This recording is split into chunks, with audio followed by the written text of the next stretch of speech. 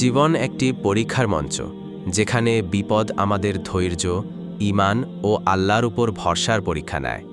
রোগ, দারিদ্র্য, সামাজিক অশান্তি বা প্রাকৃতিক দুর্যোগ, এসব বিপদ ইসলামে শুধু কষ্ট নয়, বরং আল্লাহর নৈকট্য লাভের সুযোগও বটে।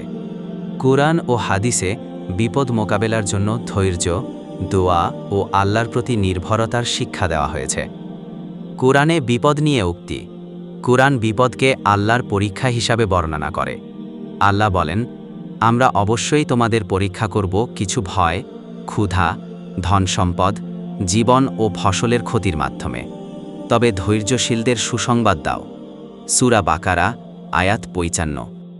আরেকটা আয়াতে বলা হয়েছে, আল্লাহর অনুমতি ছাড়া কোনো বিপদে আসে না। যে আল্লাহর প্রতি ঈমান আনে, আল্লাহ তার অন্তরকে সৎ পথে পরিচালিত করেন। আল্লাহ প্রত্যেক বিষয়ে সর্বজ্ঞ। সূরা তাগাবুন, আয়াত ১১। ইমাম ইবনে কাসির রহমান বলেন, বিপদ মুমিনের জন্য আল্লাহর পরীক্ষা এবং তার গুনাহ মাফের মাধ্যম। তাফসির ইবনে কাসির ১:৪৫, দারুস সালাম ২০০০। হাদিসে বিপদ নিয়ে উক্তি। নবীজি বিপদের সময় ধৈর্য আর দোয়ার গুরুত্ব তুলে ধরেছেন। তিনি বলেছেন, কোনো মুসলিমের ওপর এমন কোনো বিপদ আসে না, এমনকি একটা কাঁটার আঘাতও না, যার মাধ্যমে আল্লাহ তার গুনাহ মাফ করেন না। সহিহ বুখারী, হাদিস ৫৬৪১।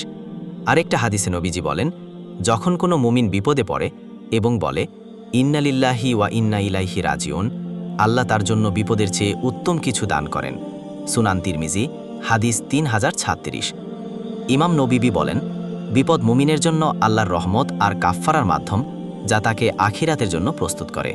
রিয়াদুস সালিহিন ১, দারুল কুতুব, ১৯৯৯।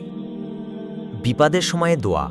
বিপদে আল্লাহর কাছে দোয়া করা ইসলামের একটি মৌলিক শিক্ষা। একটি প্রচলিত দোয়া হল উচ্চারণ, লা ইলাহা ইল্লাল্লাহুল আজিমুল হালিম, লা ইলাহা ইল্লাল্লাহু রাব্বুল আরশিল আজিম, লা ইলাহা ইল্লাল্লাহু রাব্বুস সামাওয়াতি ওয়া রাব্বুল আরদি ওয়া রাব্বুল আরশিল কারিম। অর্থ, আল্লাহ ছাড়া কোনো ইলাহ নেই, তিনি মহান ও সহিষ্ণু। আল্লাহ ছাড়া কোনো ইলাহ নেই, তিনি সুউচ্চ আরশের প্রতিপালক, আকাশ ও পৃথিবীর রব এবং সম্মানিত আরশের রব। সহিহ বুখারী, হাদিস ৬৩৪৫। আরেকটি দোয়া, উচ্চারণ, হাসবি আল্লাহু লা ইলাহা ইল্লাহুয়া আলাইহি তাওয়াক্কালতু ওয়া হুয়া রাব্বুল আরশিল আজিম। অর্থ, আল্লাহই আমার জন্য যথেষ্ট, তিনি ছাড়া কোনো ইলাহ নেই, আমি তার ওপর ভরসা করি, তিনি মহান আরশের রব। সূরা তাওবা ৯:২৯। ইসলাম বিপদকে শুধু কষ্ট হিসেবে দেখে না, বরং এটি আল্লাহর পরীক্ষা ও গুনাহ মাফের মাধ্যম। নবীজি সাল্লাল্লাহু আলাইহি ওয়াসাল্লাম বলেছেন, মুমিনের জন্য কৃতজ্ঞ থাকে আর বিপদে ধৈর্য ধরে। সহিহ মুসলিম ২৮৯৫। ইমাম ইবনে তাইমিয়া বলেন, বিপদ মুমিনকে আল্লাহর কাছে ফিরিয়ে নিয়ে যায় এবং তার ঈমানকে শক্তিশালী করে। মাজমুয়ে ফাতাওয়া ১০/২৮৭, দারুল ওয়াফা ২০০০।